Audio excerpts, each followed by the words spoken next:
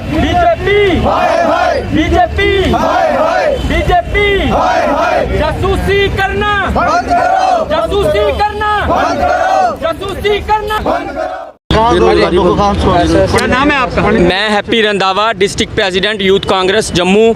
मैं आज मीडिया के माध्यम से बताना चाहता हूं कि मोदी सरकार ने एक पेगासस नाम का एक सॉफ्टवेयर ख़रीदा है जो कि एक मिस कॉल के ज़रिए हमारे फ़ोन में आता है और ये हमारे फ़ोन के व्हाट्सएप की कॉल की सारी जानकारी इनकी एजेंसियों तक पहुंचाता है। जो हमारे देश का आम नागरिक है, जो हमारा जर्नलिस्ट है, जो हमारा देश का युवा है, उनके फ़ोन को ये हैक करने का काम कर रहे हैं, ये जासूसी कर रहे हैं। हम बताना चाहते हैं इनको कि ये जासूसी करना बंद करो।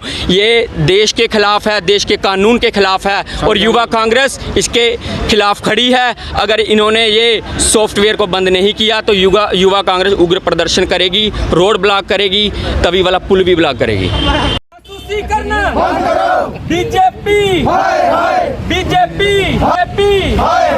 बीजेपी जासूसी करना बंद करो, जासूसी करना बंद करो, जासूसी करना बंद करो, बंद करो, जासूसी करना बंद बीजेपी बीजेपी करना बंद करो, बंद करो, बंद करो, बंद करो, बीजेपी बीजेपी बीजेपी